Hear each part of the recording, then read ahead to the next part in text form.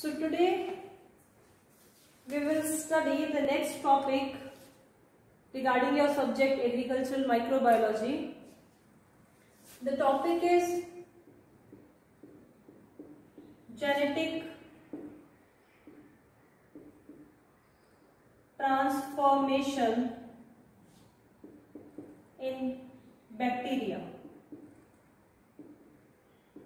Bacteria के अंदर genetic transformation क्या है, कैसे होती है। अगर हम जेनेटिक ट्रांसफॉर्मेशन की बात करें, by definition transformation meaning change, transform. Ma'am sound clearly नहीं आ रहा है। आवाज नहीं क्लियर है?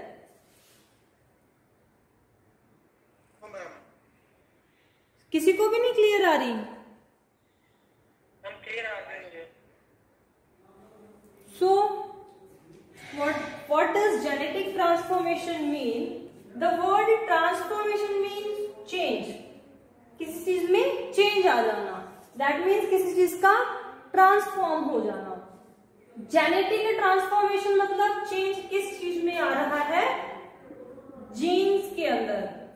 जीन्स कहां पे होते हैं? डीएनए में। किसी भी बैक्टीरियल सेल का जो डीएनए है, उसके जो जीन्स हैं, जो उसका जेनेटिक मटेरियल है, जब उसके अंदर कोई चेंज आता है उसे हम बोलते हैं genetic transformation.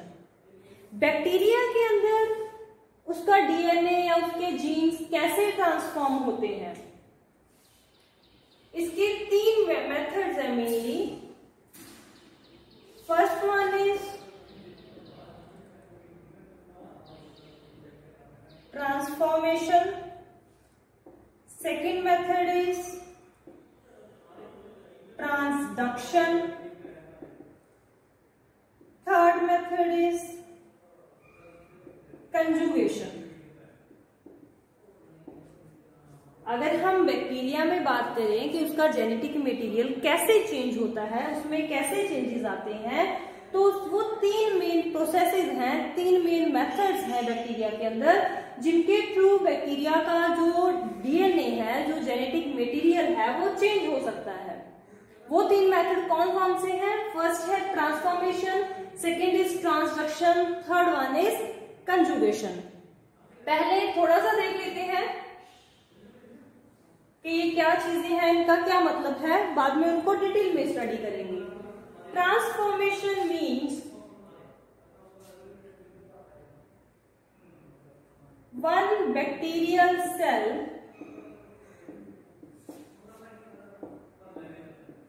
take up new DNA directly from outer environment, उसको बोलते हैं ट्रांसफॉर्मेशन। फॉर एग्जाम्पल ये बैक्टीरियल सेल है, यहां पे कोई डीएनए पड़ा है, ठीक है। इस बैक्टीरियल सेल ने ये डीएनए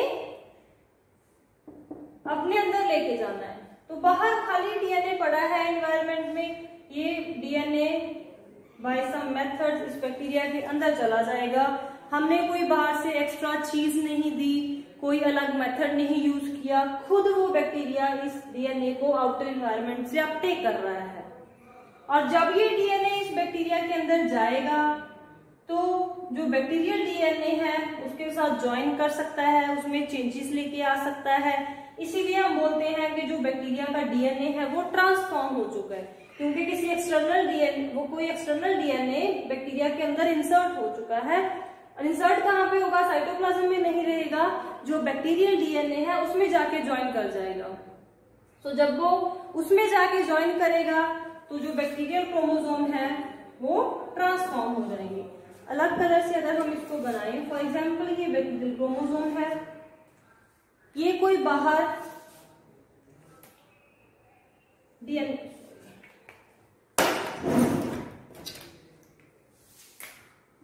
हाँ ये कोई बाहर डीएनए पड़ा है, ये डीएनए ट्रांसफॉर्म होगा बैक्टीरिया के अंदर।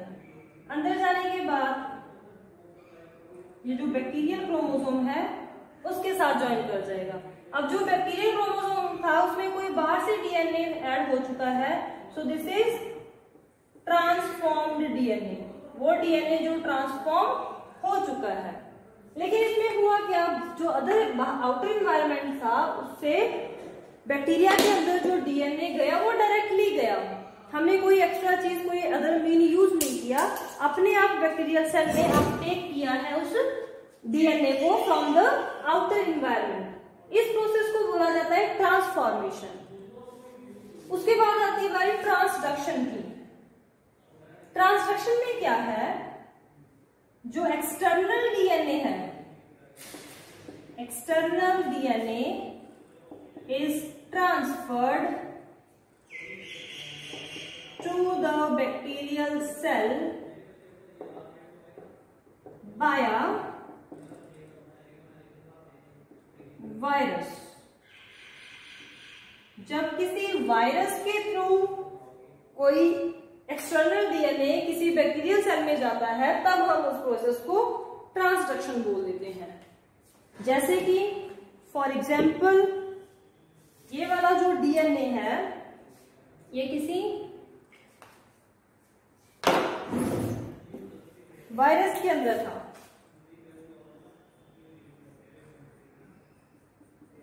पहले ये आउटर एनवायरनमेंट में पड़ा था, फिर इसको किसी वायरस ने अपटेक किया, फिर वो वायरस इस सेल के अंदर गया, फिर उसने अपना डीएनए बैक्टीरियल सेल को दिया। अब किसी व्हीकल के थ्रू डीएनए बैक्टीरियल सेल के अंदर गया है, अब किसी अदर मीन के थ्रू वो डीएनए ट्रांसफर हुआ है, डायरेक्टली ट्रांसफर नहीं हुआ। सो जब डीएनए किसी वायरस के थ्रू एक सेल से दूसरे सेल में जाता है या आउटर एनवायरनमेंट से दूसरे सेल में जाता है तब हम उस प्रोसेस को बोल देते हैं transduction. That process is known as transduction. लेकिन देखो, चाहे वो अपने आप जाए डीएनए, एक्सटर्नल डीएनए, चाहे वो किसी वायरस के थ्रू जाए, अल्टीमेटली जाके उसने बैक्टीरियल सेल के डीएनए में ही इनकॉर्पोरेट करना है। बैक्टीरियल सेल का डीएनए तो ट्रांसफॉर्म होगा ही होगा, इसीलिए ये सारे मेथड्स हैं जेनेटिक ट्रांसफॉर्मेशन की। कंजुगेशन की अगर हम बात करें, कंजुगेशन में दो सेल डायरेक्टली कांटेक्ट में आते हैं बच्चे, उनके अंदर कंजुगेशन ट्यूब बनती है, दोनों की जो मेम्ब्रेन्स हैं वो एक दूसरे के साथ जुड़ती हैं। मैंने आपको बताया था कि बैक्टीरिया के ऊपर पिल्लाई प्रेजेंट होते हैं, हेयर लाइक स्ट्रक्चर्स, वो हेयर लाइक, इस बैक्टीरिया का हेयर लाइक स्ट्रक्चर इस बैक्टीरिया के हेयर लाइक स्ट्रक्चर से ज्वाइन कर जाता है और एक रास्ता बना लेता है जिसको बोला जाता है कंजुगेशन ट्यूब। कंजुगेशन ट्यूब, ये इस बैक्टीरिया का डीएनए है, ये इस बैक्टीरिया का डीएनए है, ये डीएनए इस कंजुगेशन ट्यूब के थ्रू दूसरे बैक्टीरिया में मूव करेगा। ट्रांसफॉर्म तो हो गया इसका जो जेनेटिक मटेरियल था। सो मेथड्स सारे जेनेटिक ट्रांसफॉर्मेशन के ही हैं, लेकिन सभी में थोड़े थोड़े चेंजेस हैं। वो थोड़े थोड़े चेंजेस क्या हैं? ट्रांसफॉर्मेशन में डायरेक्टली आउटर एनवायरनमेंट से जो बैक्टीरिया है वो अपने आप किसी बैक्टीरियल सेल में चला जाता है या बैक्टीरियल सेल से खुद ब खुद अपटेक कर लेता है। लेकिन ट्रांसडक्शन में जो बैक्टीरिया है वो एक सेल से दूसरे सेल में थ्रू वायरस मूव करता है, और कंजुगेशन में जो डीएनए है वो एक सेल से दूसरे सेल में थ्रू कंजुगेशन ट्यूब जाता है। दो बैक्टीरियल सेल डायरेक्ट कांटेक्ट में आते हैं, तब हम उस प्रोसेस को कंजुगेशन बोल देते हैं। लेकिन ये तीनों प्रोसेसेस कर क्या रही हैं? Genetic transformation. बैक्टीरिया का जो डीएनए है उसको ट्रांसफॉर्म किया जा रहा है, उसको चेंज किया जा रहा है। ठीक है। सो अब हम डिटेल में पढ़ेंगे इन सभी प्रोसेसेस को वन बाय वन। शुरू करते हैं ट्रांसफॉर्मेशन से।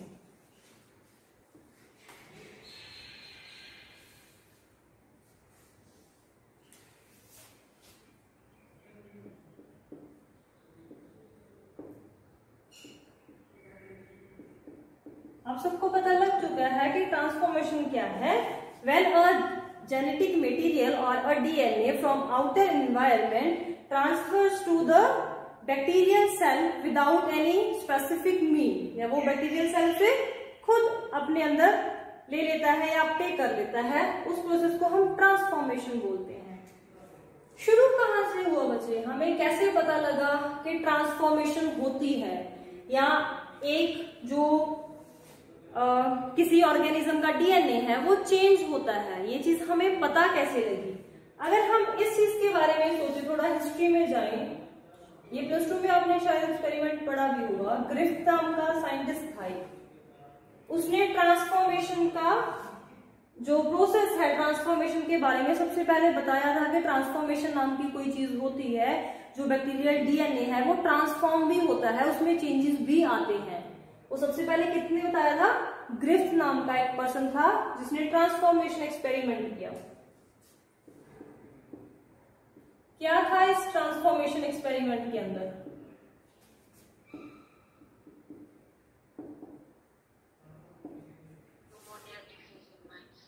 हाँ जी, उसने कुछ माउस लिए, एक बैक्टीरिया लिया न्यूमोनिया का, स्ट्रेप्टोकोकस न्यूमोनिया, इसकी उसने 2 स्ट्रेन्स ली। स्ट्रेन्स मतलब अलग अलग तरीके से, थोड़े चेंजेस थे उन बैक्टीरिया में। एक स्ट्रेन थी जिसको हम बोलते थे रफ स्ट्रेन, एक स्ट्रेन थी जिसको हम बोलते थे स्मूथ स्ट्रेन, और जो स्मूथ स्ट्रेन थी दैट इज विरुलेंट। विरुलेंट मतलब जो डिजीज कॉज करती थी, जो न्यूमोनिया कॉज करती थी। दूसरी जो रफ स्ट्रेन थी दैट इज नॉन विरुलेंट, जो डिजीज कॉज नहीं करती थी। ठीक है, उसने 2 बैक्टीरिया ली, स्ट्रेप्टोकोकस न्यूमोनिया की ही 2 स्ट्रेन्स ली, एक रफ स्ट्रेन एक स्मूथ स्ट्रेन। जो स्मूथ स्ट्रेन है वो विरुलेंट है, न्यूमोनिया कॉज करती है, डिजीज कॉज करती है। जो रफ स्ट्रेन है वो नॉन विरुलेंट है, डिजीज कॉज नहीं करती। उसने क्या किया? सबसे पहले जो रफ स्ट्रेन है उसका इंजेक्शन दिया माउस को। जब माउस को रफ स्ट्रेन का इंजेक्शन मिला, नॉन विरुलेंट स्ट्रेन है तो नो डिजीज, जो माउस थे वो जिंदा रहे, क्योंकि उन्हें न्यूमोनिया कॉज ही नहीं हुआ, कोई डिजीज कॉज नहीं हुई, क्योंकि वो स्ट्रेन रफ स्ट्रेन है और जो माउस थे वो जिंदा रहे। फिर उसने क्या किया? सेकेंड इंजेक्शन दिया स्मूथ स्ट्रेन का, दूसरे बैक्टीरिया को, दूसरे माउस को। तो उस माउस को डिजीज कॉज हुई, डिजीज कॉज होने की वजह से उसकी डेथ होगी। ठीक है, क्योंकि जो स्मूथ स्ट्रेन है वो विरुलेंट स्ट्रेन है, वो डिजीज कॉज करेगा। उसके बाद उसने क्या किया? Heat killed smooth strain. जो स्मूथ स्ट्रेन थी उसको उसने मार दिया, हीटिंग टेम्परेचर देके हीट करके उसको किल कर दिया। अब मरा हुआ स्ट्रेन है, बैक्टीरिया मर चुका है, उसको उसने माउस के अंदर इंसर्ट करवाया, तो मरा हुआ बैक्टीरिया थोड़ी डिजीज कॉज करेगा, वो तो खुद ही मरा हुआ है, वो कैसे डिजीज कॉज कर सकता है? तो नो डिजीज, माउस को कोई डिजीज कॉज नहीं हुई और माउस जिंदा रहा। अब ध्यान से देखना इस चीज को। 4th टाइम उसने क्या किया? Heat killed smooth strain. जब उसने हीट किल्ड स्मूथ स्ट्रेन दिया था तो माउस जिंदा रह रहा है, उसको कोई डिजीज कॉज नहीं हो रही। उसने वही हीट किल्ड स्मूथ स्ट्रेन दोबारा लिया प्लस रफ स्ट्रेन। जो रफ स्ट्रेन थी उसके बाद भी जो माउस है वो जिंदा रह रहा है। उसने इन दोनों स्ट्रेन्स को मिक्स कर दिया और मिक्स करने के बाद वो इंजेक्शन किसको दिया? माउस को। और रिजल्ट क्या होना चाहिए था? इससे भी डिजीज नहीं हो रही, माउस जिंदा रह रहा है, इससे भी डिजीज नहीं हो रही, माउस जिंदा रह रहा है। तो जब दोनों को इकट्ठा कर दिया तब भी यही रिजल्ट आएगा, लेकिन ऐसा नहीं हुआ। इस माउस को डिजीज कॉज हुई, जिसकी वजह से माउस की डेथ होती है। So after this treatment Griffith ने कंफर्म किया कि जो डीएनए है या जो ट्रांसफॉर्मेशन है वो होती है सेल्स के अंदर। अब देखो, ये हीट किल्ड स्मूथ स्ट्रेन है और ये रफ स्ट्रेन है। ये तो हीट किल्ड है ना, खत्म ही हो चुकी है, लेकिन ये जिंदा स्ट्रेन है रफ। लेकिन डिजीज कोई भी नहीं कॉज कर सकता। तो क्या हुआ, रफ स्ट्रेन से कोई चीज थी, सॉरी हीट किल्ड स्ट्रेन से कोई चीज थी जो ट्रांसफर हुई रफ स्ट्रेन के अंदर, और रफ स्ट्रेन के अंदर ट्रांसफर होने के बाद उसने रफ स्ट्रेन को चेंज किया स्मूथ स्ट्रेन में। जब वो रफ स्ट्रेन स्मूथ स्ट्रेन में चेंज हो गई, इसकी वजह से उस बैक्टीरिया की डेथ हुई। ग्रिफ्थ को सिर्फ इतना पता था कि भाई कोई चीज ट्रांसफर हो रही है from heat killed smooth strain to rough strain. अब इसका रेसिप्रोकल नहीं हो सकता ना कि रफ स्ट्रेन से हीट किल्ड स्मूथ में जाए, वो तो मर चुका है, वो तो ऑलरेडी किल्ड स्मूथ स्ट्रेन है, वो दोबारा जिंदा तो नहीं हो सकती, लेकिन हाँ उस स्ट्रेन के अंदर हो सकता है उसका कोई जेनेटिक मटेरियल, कोई प्रोटीन, कोई एंजाइम, कोई ऐसी चीज हो जो उससे ट्रांसफर होकर रफ स्ट्रेन में आ गई, और जिसने रफ स्ट्रेन का जो रोल था वो चेंज कर दिया, रफ स्ट्रेन को स्मूथ स्ट्रेन में कन्वर्ट कर दिया, और जिसकी वजह से माउस की डेथ हुई। ग्रिफ्थ ने ट्रांसफॉर्मेशन के बारे में तो बताया, उसने ये तो प्रूफ किया कि ट्रांसफॉर्मेशन तो होती है, जो मटेरियल्स हैं वो एक किसी सेल से दूसरे सेल में मूव करते हैं, लेकिन वो कौन सा सब्सटेंस है जो मूव करता है?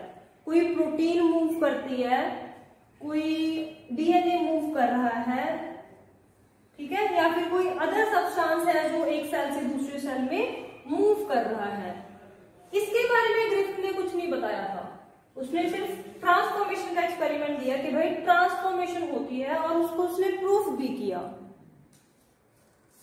उसके बाद कुछ साइंटिस्ट आए, मैक्लियोड, मैकार्थी, एवरी, ये 3 पर्सन थे।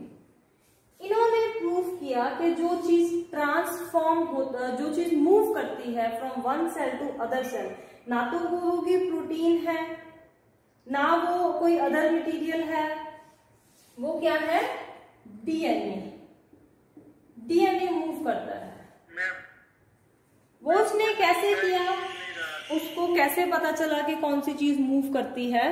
बता दिया कि कोई चीज ट्रांसफॉर्म होती है, लेकिन वो कौन सी चीज है, वो कौन सा सब्सटेंस है, वो इन 3 साइंटिस्ट ने बताया था कि जो ट्रांसफर होता है वो डीएनए ट्रांसफर होता है, ना कि कोई प्रोटीन या फिर कोई अदर सब्सटेंस।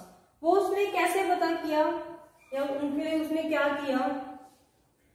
फॉर एग्जाम्पल, जब वो किसी सेल से कोई मटेरियल ले रहे हैं, उस सेल में तो सारी चीजें होती हैं, प्रोटीन्स भी प्रेजेंट हैं, डीएनए भी प्रेजेंट है, अदर एंजाइम्स भी प्रेजेंट हैं।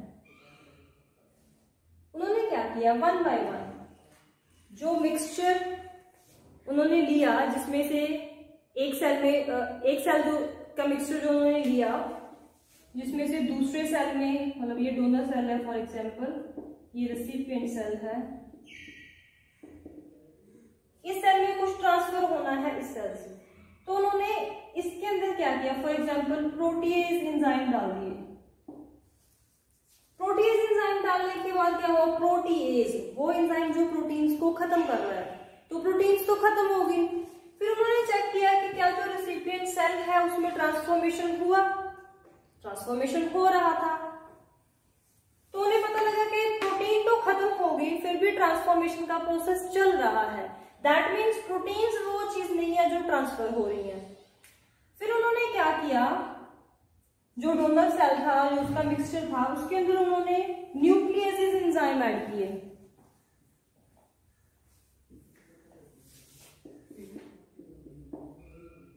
जब उन्होंने न्यूक्लियस एंजाइम ऐड किए, न्यूक्लियस ने न्यूक्लिक एसिड को खत्म कर दिया। न्यूक्लिक एसिड मतलब उन्होंने डीएनए खत्म कर दिया। जब डीएनए खत्म हो गया तो रेसिपिएंट सेल जो था उसके अंदर ट्रांसफॉर्मेशन नहीं हुई। तो इस एक्सपेरिमेंट के बाद उन्हें पता चला कि जो चीज ट्रांसफर होती है, जो सब्सटेंसेस ट्रांसफर होते हैं, वो क्या है, डीएनए। कौन सी चीज ट्रांसफर होती है, न्यूक्लिक एसिड। क्योंकि जब हमने डोनर सेल के जो मिक्सचर था उसको न्यूक्लियस का ट्रीटमेंट दिया तो सारा न्यूक्लिक एसिड खत्म हो गया, सारा डीएनए खत्म हो गया। डीएनए खत्म हो गया तो रेसिपिएंट सेल की ट्रांसफॉर्मेशन भी नहीं हुई। ट्रांसफॉर्मेशन नहीं हुई, दैट क्यों नहीं हुई? क्योंकि जो चीज ट्रांसफर करती थी उसको तो हमने खत्म कर दिया, जो चीज ट्रांसफॉर्मेशन करवा रहा था उसको तो हमने न्यूक्लियस का ट्रीटमेंट दे दिया। सो इन तीनों के एक्सपेरिमेंट के बाद क्लियर हुआ कि जो ग्रिफ्थ ने ट्रांसफॉर्मेशन एक्सपेरिमेंट किया था उसके अंदर जो हीट किल्ड स्मूथ स्ट्रेन थी उसका डीएनए अभी वही पड़ा था ना, जैसे हम वैक्सीनेशन के लिए कोई सेल तैयार करते हैं उसको हीट किल्ड करके, वैसे ही डीएनए उसका वैसे का वैसे उसमें पड़ा था। और वो डीएनए था हीट किल्ड। हाँ जी, स्क्रीन ऑफ हो गई। एक मिनट बचे। हीट किल्ड स्मूथ स्ट्रेन का डीएनए मूव करा किसके अंदर? रफ स्ट्रेन के अंदर। उसकी वजह से वो रफ स्ट्रेन आगे किस में चेंज हुई? स्मूथ स्ट्रेन में। ठीक है। मैक्लियॉड, मैकार्थी एंड एवरी जो साइंटिस्ट थे इन्होंने प्रूव किया कि हीट किल्ड स्मूथ स्ट्रेन का डीएनए है जो रफ स्ट्रेन में मूव करता है और उस रफ स्ट्रेन को फिर स्मूथ स्ट्रेन में ट्रांसफॉर्म करता है। सो ट्रांसफॉर्मेशन होती है, ये ग्रिफ्थ ने बताया। डीएनए ट्रांसफॉर्म का होता है, डीएनए मूव करता है, डीएनए में चेंज आता है, ये चीज इन तीनों साइंटिस्ट ने बताई। सो इन दोनों साइंटिस्ट के बाद, इन दोनों एक्सपेरिमेंट्स के बाद ये प्रूफ हो गया था कि ट्रांसफॉर्मेशन होती है और ट्रांसफॉर्मेशन में एक सेल से दूसरे सेल में डायरेक्टली डीएनए मूव करता है। ठीक है जी। तो अगर हम बैक्टीरियल ट्रांसफॉर्मेशन की बात करें तो उसका एक फिगर ड्रॉ करती हूं जिससे आपको पता चल जाएगा कि कैसे एक आउटर एनवायरनमेंट से किसी बैक्टीरियल सेल में जो डीएनए है वो ट्रांसफर होता है। फॉर एग्जाम्पल ये कोई आउटर एनवायरनमेंट में पड़े हुए डीएनए मॉलिक्यूल्स हैं। ये ए डीएनए है, ये बी, ये सी और ये डी। यहां पे दूसरा एक बैक्टीरियल सेल है, उसके अंदर भी डीएनए ऑफ कोर्स प्रेजेंट होगा बैक्टीरिया का अपना, लेकिन उसके ऊपर जो वो प्रेजेंट है that is A, B, C and D. ये एक बैक्टीरियल सेल है। ठीक है। इन दोनों इस मिक्सचर, आउटर एनवायरनमेंट वाला जो मिक्सचर है उसको और बैक्टीरियल सेल को एक ही कंटेनर में रखा तो थोड़े टाइम के बाद क्या होगा, जो ये बैक्टीरियल सेल है इसमें अपने डीएनए के अलावा बहुत जगह ऐसी होगी जहां पे जो आउटर एनवायरनमेंट से लिया गया डीएनए है वो प्रेजेंट होगा। ठीक है। सो फॉर एग्जांपल ये ए, ये बी, ये सी और ये डी, बाकी उसका अपना DNA A, B, C and D.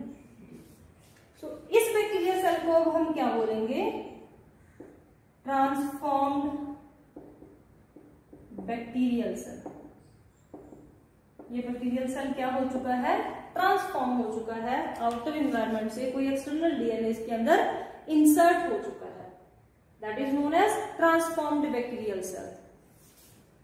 क्या कोई यूज है इन ट्रांसफॉर्म्ड बैक्टीरियल सेल का, या बैक्टीरिया में जो ट्रांसफॉर्मेशन होती है क्या उसका कोई यूज है, या क्या हम उसको किसी तरीके से यूज कर सकते हैं? तो हाँ, ट्रांसफॉर्मेशन के बहुत सारे यूजेस हैं, जैसे कि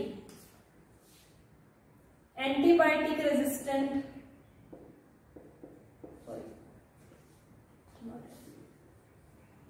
डिजीज रेजिस्टेंट प्लांट बनाने के लिए एग्रीकल्चर के अंदर, डिजीज रेजिस्टेंट प्लांट बनाने के लिए,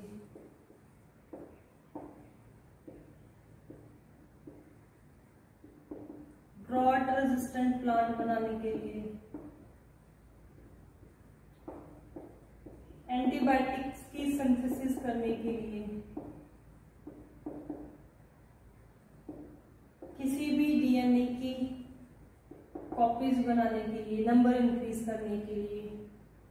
ठीक है, ये कुछ यूजेस हैं। या फिर आप बोलो जेनेटिक इंजीनियरिंग में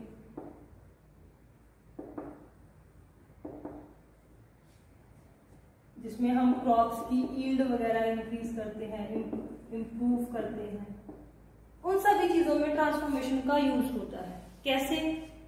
फॉर एग्जाम्पल ये कोई प्लांट सेल है, ठीक है, इस प्लांट सेल को कोई बैक्टीरिया है जो इन्फेक्ट करता है, हमें पता है कि कोई वो बैक्टीरिया इस प्लांट को इन्फेक्ट करता है। तो इन्फेक्ट कैसे करेगा? अगर इस डीएनए, ये प्लांट का जेनेटिक मटेरियल है और ये डीएनए बैक्टीरिया का जेनेटिक मटेरियल है, अगर इसका डीएनए इस प्लांट सेल में जाएगा तभी वो बैक्टीरिया इस प्लांट सेल को इफेक्ट कर सकता है। तो हम क्या करते हैं, इस बैक्टीरियल सेल में बाहर से एक डीएनए इंसर्ट करवा देते हैं, लेकिन इस डीएनए के ऊपर क्या है?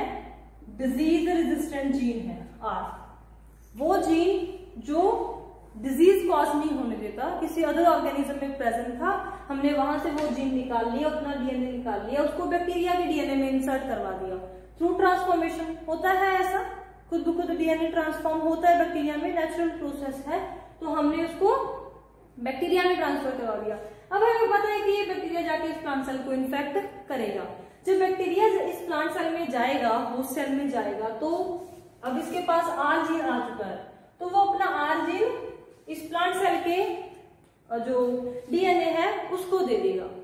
इसको हम थोड़ा सा चेंज कर देंगे, जो इस बैक्टीरिया के डिजीज कॉजिंग जीन होंगे उसको हम रिमूव कर देंगे, सो दैट बैक्टीरिया से उसको डिजीज भी ना हो। सिर्फ उसका एक्स्ट्रा जो डीएनए है या जेनेटिक मटेरियल है हम सिर्फ उसको रखेंगे, या जो आर जीन हम देना चाहते हैं उसको रखेंगे। तो आर जीन ट्रांसफर हो जाएगा प्लांट सेल में, और ये वाला प्लांट, जो प्लांट अब इससे आगे बनेगा, इस सेल से आगे बनेगा, वो प्लांट डिजीज रेजिस्टेंट होगा। सो ट्रांसफॉर्मेशन के थ्रू हम डिजीज रेजिस्टेंट प्लांट बना सकते हैं। वैसे ही हम ड्रॉट रेजिस्टेंट जीन यूज कर सकते हैं, वैसे ही हम वो कोई जीन ट्रांसफर करवा सकते हैं जिस जीन से एंटीबायोटिक बन रही है। क्योंकि अब देखो फॉर एग्जांपल एंटीबायोटिक का जीन किसी प्लांट सेल में प्रेजेंट है, और प्लांट सेल की जो डिवीजन है वो उतनी फास्ट नहीं होती जितनी बैक्टीरिया की होती है। तो हम प्लांट से वो जीन निकालेंगे, उसको बैक्टीरिया के अंदर इंसर्ट करवा देंगे। जैसे जैसे बैक्टीरिया मल्टीप्लाई करता जाएगा वैसे वैसे वो जीन मल्टीप्लाई करेगा, वैसे वैसे उस एंटीबायोटिक की सिंथेसिस ज्यादा होती जाएगी। तो हम एंटीबायोटिक सिंथेसाइज करवा सकते हैं, कॉपीज तो बनी सकती हैं। फॉर एग्जाम्पल इस जीन की हमें बहुत सारी कॉपीज चाहिए, अगर आप उसको किसी प्लांट सेल किसी एनिमल सेल में रखोगे तो plant cell animal cell divide करने में टाइम लेता है, लेकिन बैक्टीरिया तो घंटे के हिसाब से डिवाइड करते हैं, अपने पॉपुलेशन को डबल करते जाते हैं। तो थोड़े ही टाइम में आपको उस आरएनए की या उस जीन की बहुत सारी कॉपीज मिल सकती हैं। जैसे हम पीसीआर मेथड करते हैं, लेकिन पीसीआर हम मशीन में करते हैं, उस पीसीआर को हम सेल में भी कर सकते हैं। इन विवो मेथड्स में भी जो एक डीएनए उसकी बहुत सारी कॉपीज बन सकती हैं। जेनेटिक इंजीनियरिंग, यील्ड इंप्रूवमेंट, कोई जीन है, हमें पता है कि एक प्लांट के अंदर उसकी यील्ड बहुत ज्यादा है लेकिन बाकी कैरेक्टरिस्टिक नहीं है, लेकिन कोई अदर प्लांट है उसकी यील्ड तो कम है लेकिन बाकी कैरेक्टरिस्टिक है, तो हम चाहते हैं कि ज्यादा यील्ड वाला जीन जो है वो दूसरे प्लांट में शिफ्ट हो जाए, तो हम इस मेथड से उस जीन को ट्रांसफर कर सकते हैं। तो ये कुछ यूजेस हैं जो किसके हैं, ट्रांसफॉर्मेशन के। जो बैक्टीरियल ट्रांसफॉर्मेशन है वो एग्रीकल्चर में भी बहुत ज्यादा रोल प्ले करती है। ये उसकी कुछ एग्जांपल्स थी। यूज क्या है ट्रांसफॉर्मेशन का? अब जो ट्रांसफॉर्मेशन है, बच्चे कोई आउटर एनवायरमेंट में डीएनए पड़ा है, उसको किसी बैक्टीरियल सेल के अंदर जाना है, उसके लिए इस बैक्टीरियल सेल का कंपिटेंट होना बहुत जरूरी है। This bacterial cell should be competent. Competent का क्या मतलब है? कि ये बैक्टीरिया काबिल भी होना चाहिए उस डीएनए को अंदर लेके आने के लिए। बहुत सारे बैक्टीरियल सेल तो खुद ब खुद आउटर एनवायरनमेंट से डीएनए को इंसर्ट करवा लेते हैं, लेकिन कई बार नहीं भी हो पाता, तो हम क्या करते हैं, हम बैक्टीरियल सेल को कंपिटेंट बनाते हैं। जो बैक्टीरियल सेल है, रेसिपिएंट बैक्टीरियल सेल, उसको कंपिटेंट बनाया जाता है सो दैट वो डीएनए को अपटेक कर सके। वो कैसे करते हैं हम? By different methods. जैसे कि हम कैल्शियम क्लोराइड यूज करते हैं। कैल्शियम क्लोराइड का ट्रीटमेंट देने के बाद उस सेल का जो डीएनए को अपटेक करने की कैपेसिटी है वो इंक्रीज हो जाती है। तो हम कैल्शियम क्लोराइड यूज करते हैं डीएनए को बैक्टीरियल सेल को कॉम्पिटेंट बनाने के लिए। यहाँ हम एक मेथड यूज करते हैं इलेक्ट्रोपोरेशन। इलेक्ट्रोपोरेशन क्या है? जिसके अंदर हम बैक्टीरियल सेल को इलेक्ट्रिसिटी का ट्रीटमेंट देते हैं, जिसकी वजह से उसकी जो मेम्ब्रेन है उसके अंदर पोर्स हो जाती हैं, और वो पोर्स क्या करती हैं, जो डीएनए बाहर से आ रहा है उसको इंसर्ट होने में हेल्प करती हैं, अपटेक करने में हेल्प करती हैं। सो जो बैक्टीरियल सेल है उसको कॉम्पिटेंट भी बनाया जा सकता है अगर वो कोई डिजायर्ड डीएनए को बाहर से अपटेक नहीं करता, क्योंकि ये जरूरी है। अगर बैक्टीरियल सेल कॉम्पिटेंट होगा तभी ट्रांसफर हो सकता है किसी आउटर जीन का बैक्टीरियल सेल के अंदर। तो उसके लिए वो ऑलरेडी होना चाहिए, अगर नहीं है तो हम उसे डिफरेंट मेथड से कर सकते हैं। For example, one is calcium chloride का ट्रीटमेंट देके and another one is electroporation method से। तो ये कुछ मेथड्स हैं जिनके थ्रू हम बैक्टीरियल सेल को कॉम्पिटेंट भी बना सकते हैं। So this is all about the first method, that is transformation. जो जेनेटिक ट्रांसफॉर्मेशन है उसके बहुत सारे मेथड्स हैं, उनमें से the first one is transformation जो हमने अभी किया। जो नेक्स्ट मेथड है ट्रांसडक्शन एंड कंजुगेशन, वो हम नेक्स्ट लेक्चर में 1 by 1 कवर करेंगे। ठीक है जी।